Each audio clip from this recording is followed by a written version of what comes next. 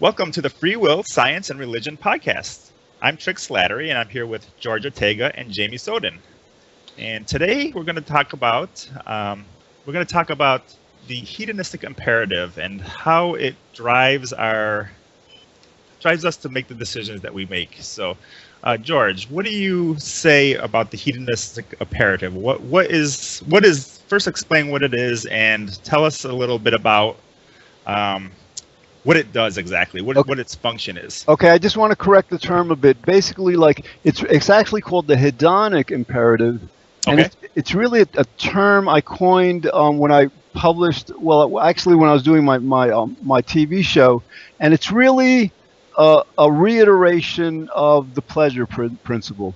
You know, Freud and other psychologists, other biologists, just basically on the sciences, there's this principle that organisms, not just human beings, seek pleasure and avoid pain. Okay. So hedonic means like related to pleasure and pain. So it's relative to this question of whether we have a free will. If we're hardwired to always do or think what we predict. It's not always like a lot of times our predictions are wrong, but what we predict is going to bring us more pleasure, more happiness. Then that in itself, without invoking causality or nature or nurture in a certain sense, although it isn't genetic, I guess, that kind of like just shows how free will is impossible. And what would you say about people that act altruistically in the sense that what they do is they kind of sacrifice their own happiness for the happiness of another? What would you say? How does that get into this this That's a good imperative? question. All right, like I think a lot of people might, let's say, prefer sensory pleasures, like being comfortable, feeling good, just physically and whatever, just feeling pleasure. Well, people who are very altruistic, people like Mother Teresa and all, what they do is it gives them more pleasure to satisfy their conscience. Right. They're exactly. So it's really a different form of pleasure, and maybe a higher form of pleasure.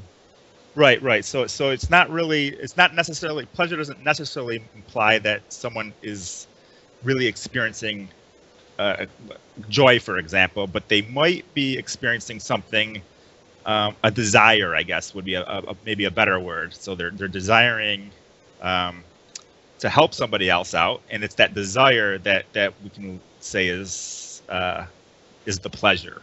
Yeah, and Would that be correct?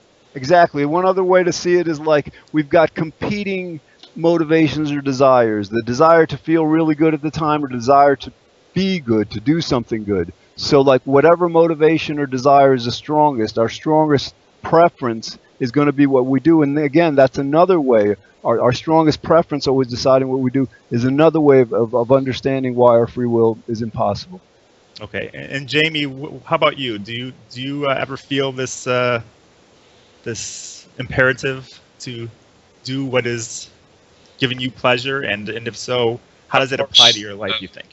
it applies to our everyday life. We do things that we feel that benefits us, or what seems to make most sense to us at the time. We do things. Like you say, it's the hedonic principle.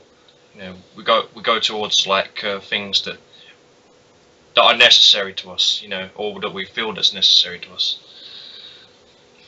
Right. Hmm. So it's hedonic principle, not hedonistic.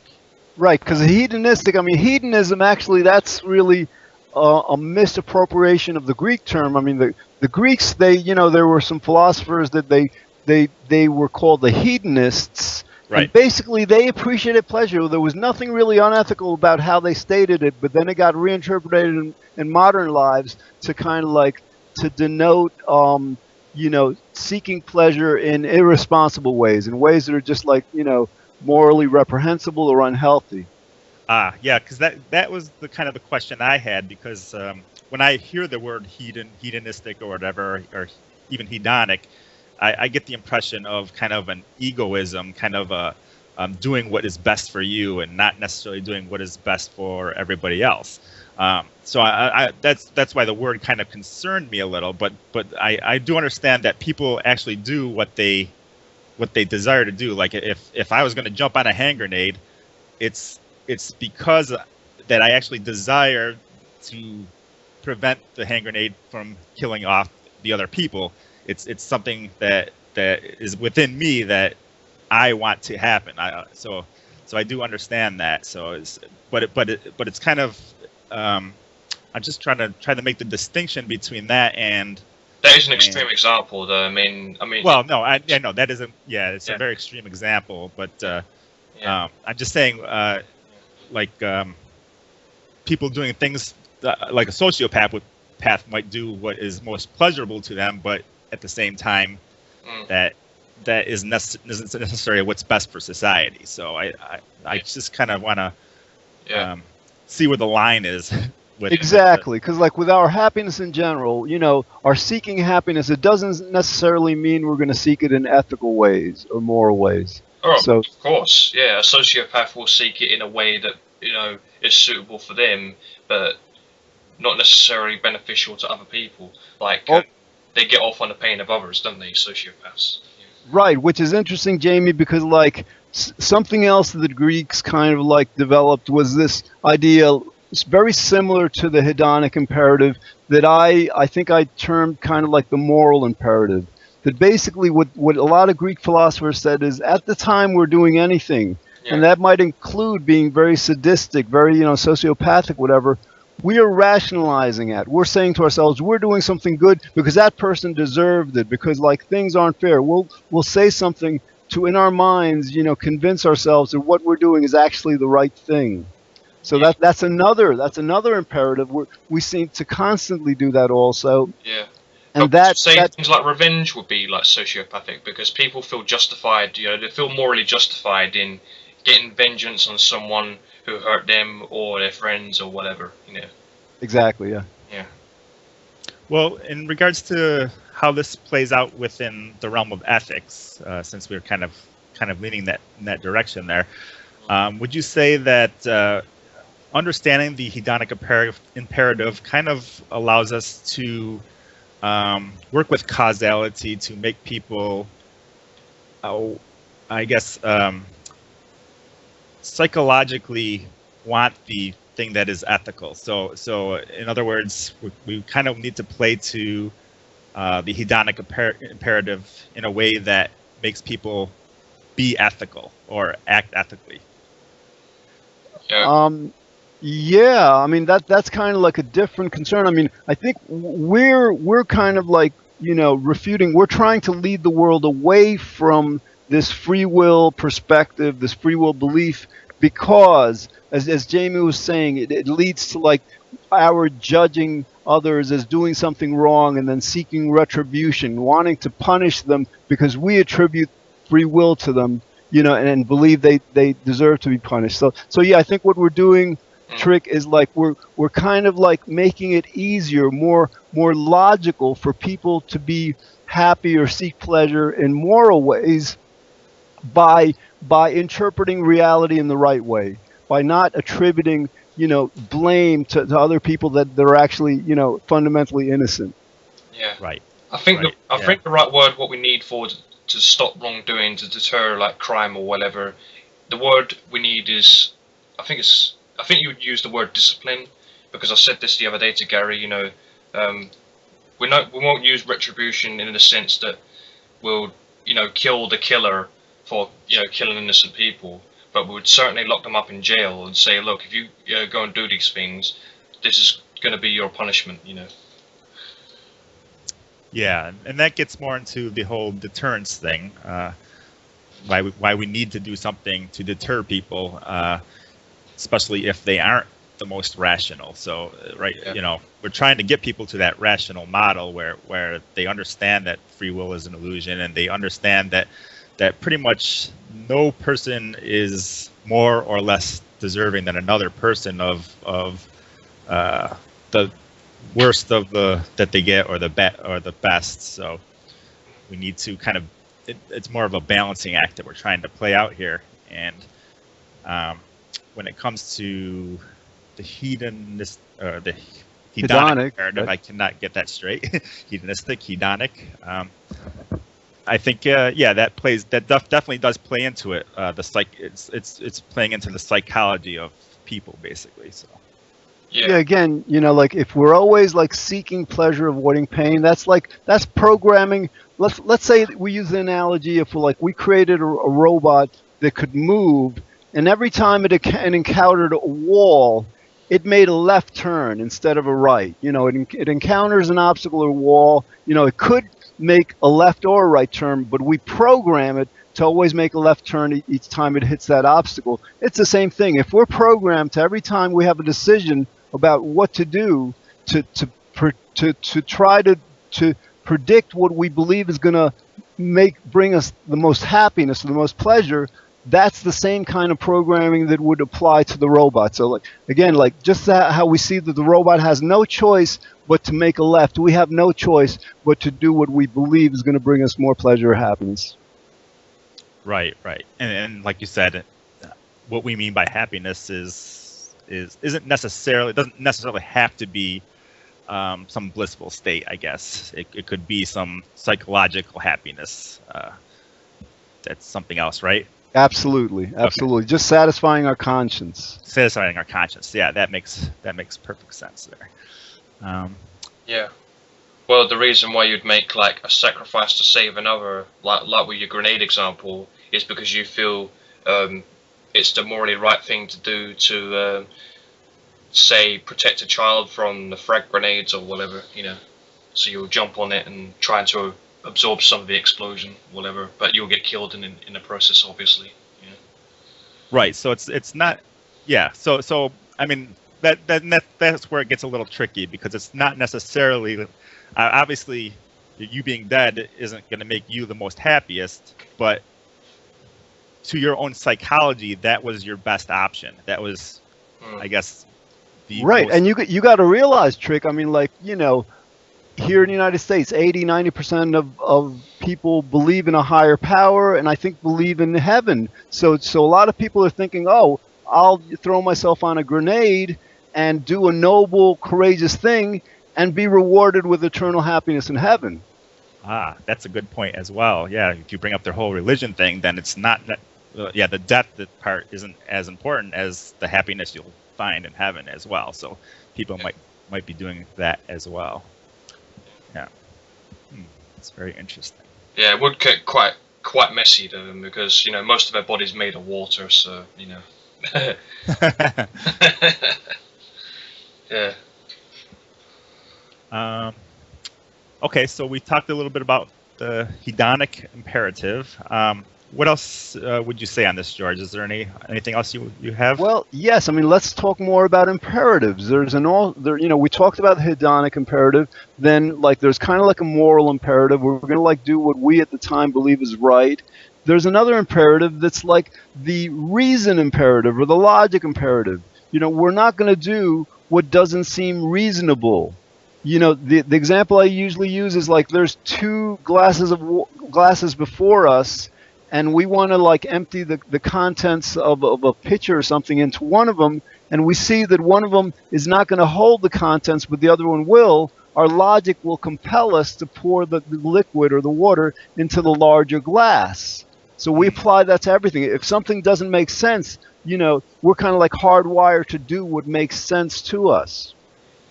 Though I see some people that's not as important, and we need to work towards them, towards the hedonic imperative, towards them leading to the reason imperative. In other words, some people reason isn't what gives them the most pleasure. It's other things, faith, for example, or just community or emotions. These are things that give them the pleasure, and that I don't think that necessarily equates to the reason imperative. Though I think the reason imperative is more important. So I'm trying to see how we can work toward using the hedonistic or the hedonic imperative, to lead towards the more reasonable imperative. What do you say about that?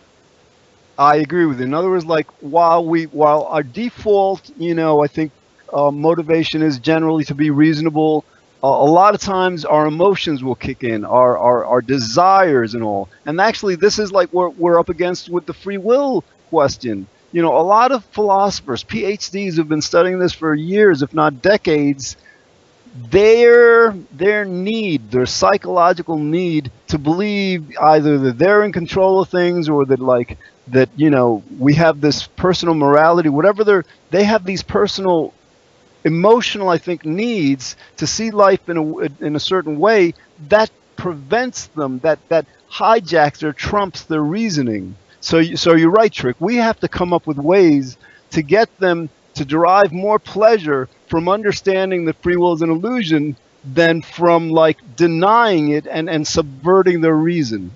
Exactly. So I'm thinking that the hedonic imperative is probably a stronger imperative than the reason imperative, at least for some people. So that's the way I see it anyway. And we need to get people to move to the reason imperative, and I don't know the best ways to do that personally. We need to get more takes on the best ways. Yeah, and we need to get more people like on board with this rehabilitation stuff, because on some offenders it can work, you know. Yeah. Actually, like there was this guy Chris Mooney. He's a science writer.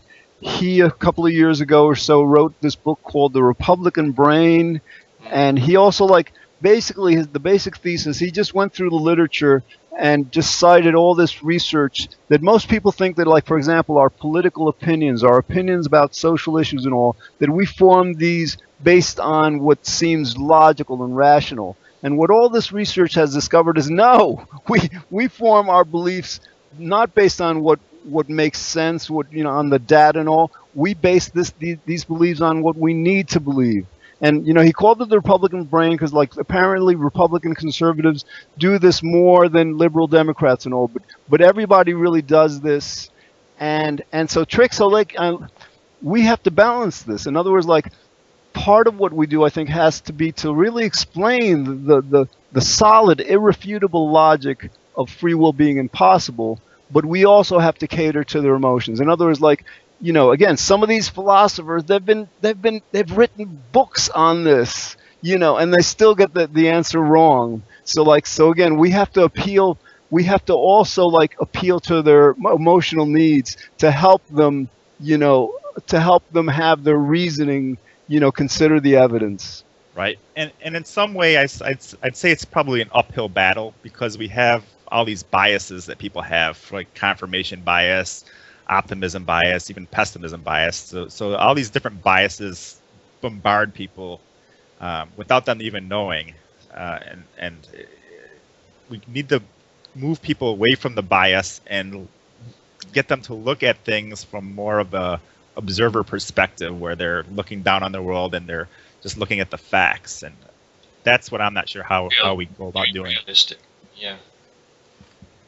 Yeah, like Jamie, you're talking about, like, you know, sometimes we're unfair to people because we blame them because our free will belief. We have this like this bias toward seeking retribution, seeking justice and all. And it's conditioned. It's conditioned, you know, generation after generation. So we have to find ways to help people like value fairness and compassion and empathy more than they value, you know, just desserts and revenge and all. Yeah. It's like people like with different, like, you know, mental illnesses, and people just get the wrong impression about some of them. Like, you know, they assume, they're psychotic, they're likely to offend, and not in all cases. This is what I try and tell people, and Trick Slattery knows this, and I've sent him some proof about it before. You know, just some people just blame people for what they think about. You know, it's just wrong. Right. And Trick, you're right. This, you know, a perfect example is evolution. You know, I think Darwin proposed it, what? It was like 1860s, something like that. Exactly. And here we are, like, you know, over 150 years beyond that, and still half of Americans believe in creationism. So, like, some of these beliefs are very tough to shake. Yeah. Yeah. They believe in creationism and they deny evolution. So, which is, you know, has mounds and mounds and mounds of upon mounds of evidence. It's probably our most strongest scientific finding. So, yeah. So what else? So we went over confirmation bias. We went over biases and the problems with what people just basically having bias and not being able to get to the point of the reason imperative. And we're trying to work out solutions to that. Any other ideas on regarding solutions? Well, again, like, in politics a lot, here in the United States, Republicans win a lot of elections not because they are right on the issues logically, but because they know they're wrong, or maybe they don't, I don't know. They will appeal to people's emotions. So we basically have to find ways, for example, like, instead of telling people don't blame others because they're not really fundamentally responsible, because it's wrong to do that because it doesn't make sense. Our message has to be, listen, when you understand that you and everybody around you doesn't have a free will, that nobody has a free will, then you're going to feel much better not blaming them, because our relationships will improve, and like a lot of times we blame ourselves, so we're going to feel much better. So we have to really find messages that shift them, that basically substitute the kind of pleasure they're having in either blaming or taking credit for stuff, substitute that for a higher pleasure of just enjoying people more, enjoying themselves more, enjoying life more. Yeah.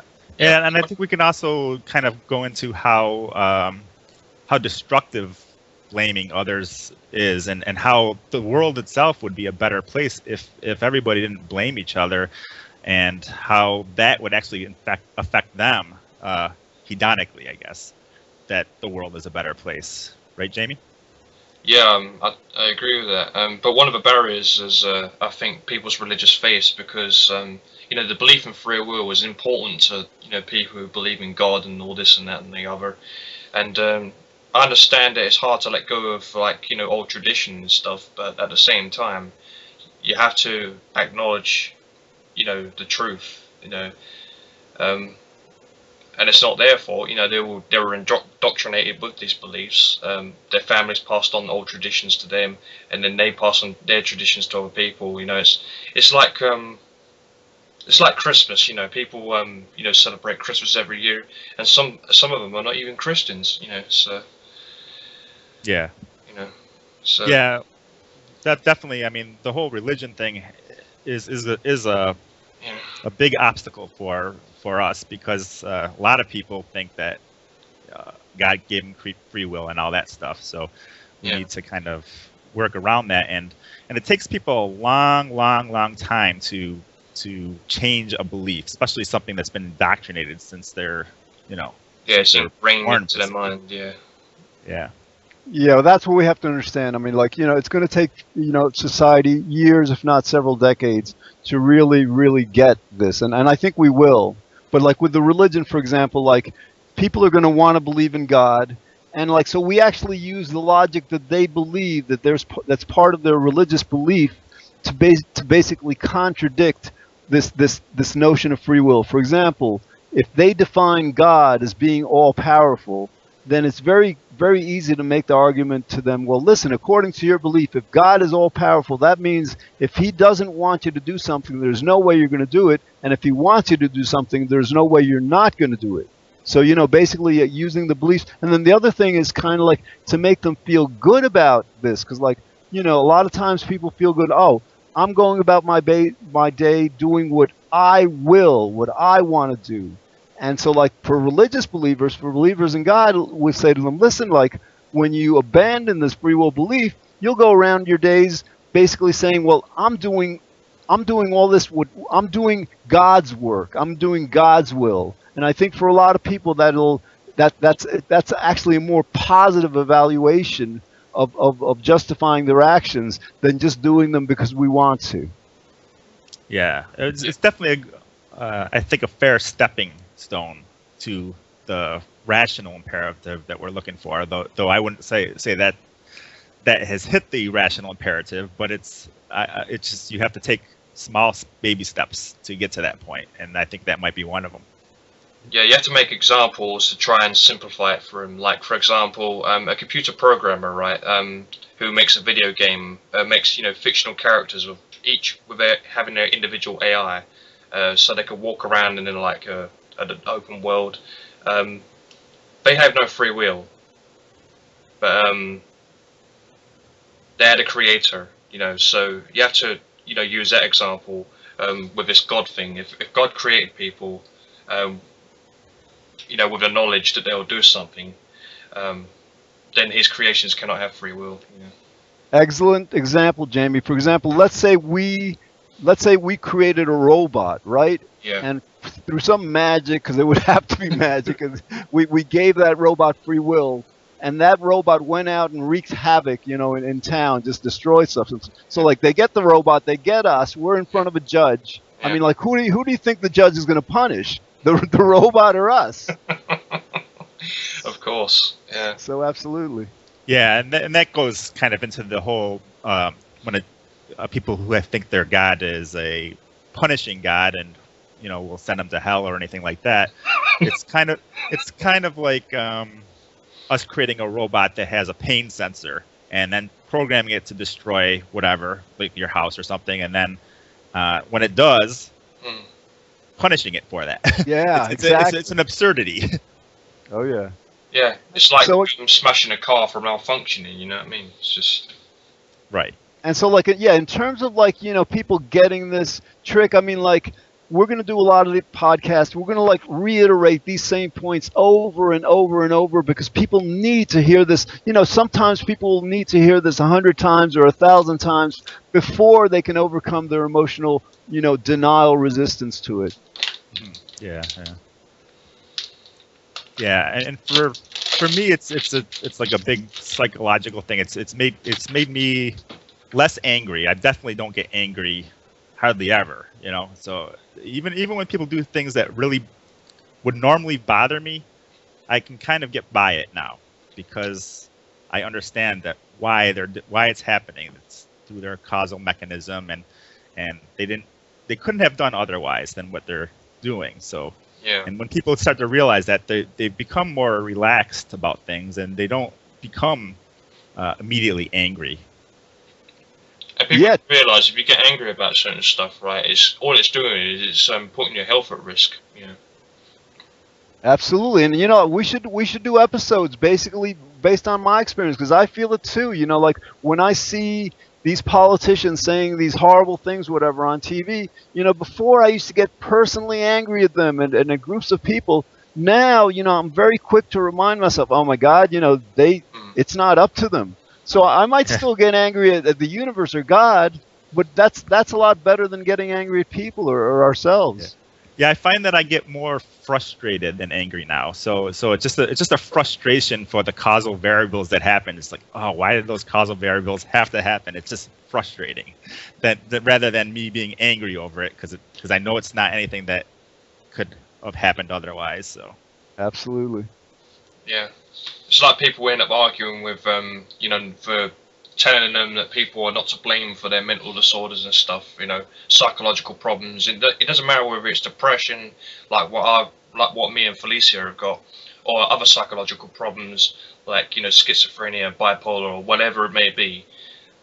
They should not be blamed for an illness that impairs them to the point where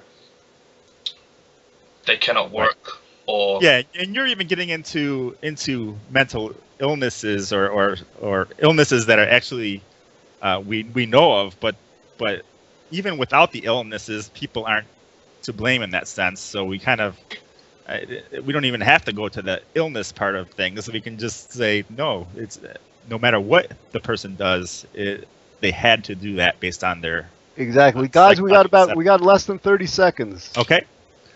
So how do you want to close this up, George?